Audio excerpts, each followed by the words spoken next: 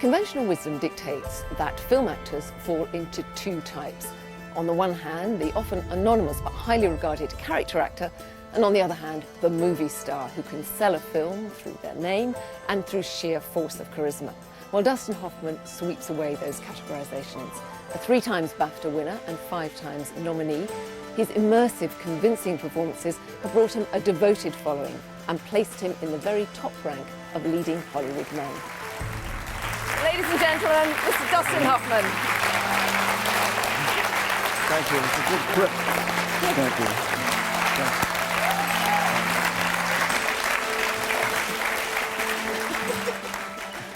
So, Dustin Hoffman, welcome to your Life in Pictures. Thank you. And let's start, as we always do, with the beginnings.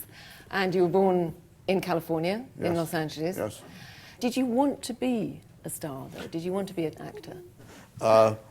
My father was a salesman, and he actually, before I was born, he came from Chicago, very poor, with my mother and my older brother. I wasn't born yet. This was in the early 30s during the Depression.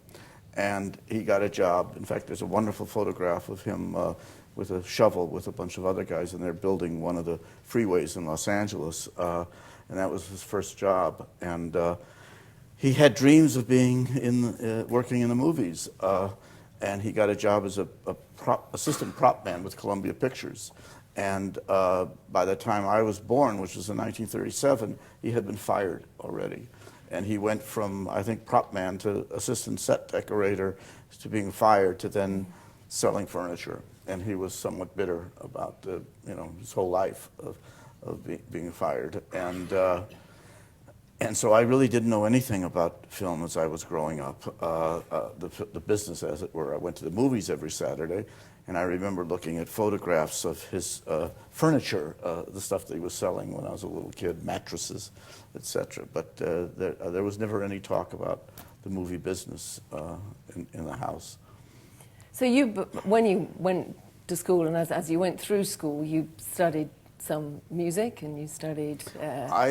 I was given piano lessons, whether I liked it or not, from the age of 5, and I had to practice every day for the time that you should be out playing with the kids, and I did that. And then I became interested in jazz in junior high school. I was not very good at classical or jazz, but I had one thing that stayed steady throughout my schooling career, and that was that I was a very poor student. And I was failing my first year, which meant I had to do my second year over. And a friend of mine said, take acting. And I said, I'm not interested in acting. They said, well, it's 3 credits, and you don't fail acting. It's like gym, nobody.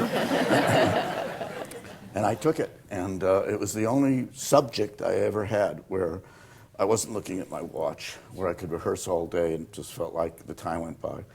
And I didn't think I was a good actor. I just thought this was something I could do without agonizing. And so there was a place called the Pasadena Playhouse. I talked my parents into letting me go there after I was barely completed the first year of junior college, and there I met Gene Hackman.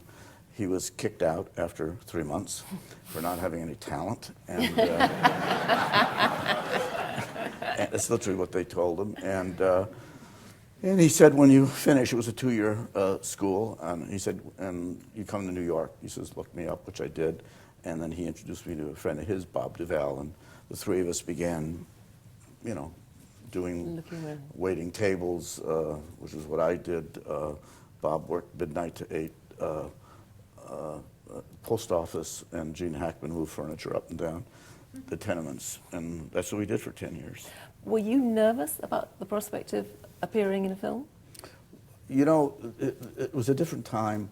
It was the Beat Generation time. There was great dignity in being unemployed, and if you took a job that was a commercial or a soap opera, you didn't tell anybody, and you were selling out almost no matter what job was offered you, and so I turned down the audition, and they had been casting, I think, for almost 2 years. He had looked at everybody. And my agent at the time, it was my first agent, said, you're crazy, this is Mike Nichols. And I said, I don't think I'm right for the part. And I I was arrogant. We were all arrogant. I mean, that's all we had to live on. That's all we ate for dinner was arrogance. And I said that, I read the book that it was taken from. It was Benjamin Braddock. And it was written for Robert Redford, who actually did try out for it. And 6 feet tall, blonde hair, blue eyes, track team, Braddock, white, Anglo-Saxon Protestant. So I said, I'll pass. And then Nichols called me. I don't think he could believe that some unknown actor was refusing to audition. And I told him, the same thing I'm saying now. And I remember he said on the phone, he says, "You mean he's not Jewish?" And I said, "Yeah, that's another way of putting it." And he said, "And you are?" I said, "Yes." And he says, "Well, maybe he's Jewish inside." I mean, there's so much to talk about in the 70s, and we're going to have to skim across the surface rather. What was the first you knew about Kramer versus Kramer? Well, this is going to sound so false to everyone, but I decided to quit movies a second time after I had done, I did these 2 films back to back, Straight Time and Agatha with Vanessa Redgrave, and it was for a company that I thought they were unfair in the way they rushed us, and really it was anyway, that's another story. It was called First Artist, and it was a miserable experience. And I just said, that's it. I'm not going to act anymore in film. I'm going to go back to the theater. And Bob Benton, who was the writer-director, came to town, and I didn't want to meet with him. I didn't want to meet with the producer. And I said, "Can I be honest with you?" I said, "This is a very low point in my life." I said, I'm getting a divorce. I never thought it would happen. I said, there's children, and I said, and I read your script, and your script has no feeling at all about like what I have been going through. I'm not saying that's wrong. I said, it's not touching any of the realities that I'm feeling, and I don't particularly even want. I don't think I want to act anymore in film anyway. And he said, "What would make you change your mind?" And I said, "You want to go into a room for 3 months and rewrite it, and so that so that it'll represent at least so that what I can bring to it is what I'm going through." I said, "Have you ever been divorced?" He said, "No." And I said, "Well, I'm not talking about the facts of my divorce, but I'm talking about the spine of it, the feelings of it." And he agreed, and we went into a hotel room for 3 months. He later asked me if I wanted co-writing credit. Like a fool, I said no, and got the Academy Award. We found the spine of that film, and once we found that, we were home. And it simply was, people don't split up from relationships because they suddenly stop loving each other. You split up because, for whatever reasons, you cannot inhabit the same space. It's intolerable for both. And there's nothing. Sorry. Sorry.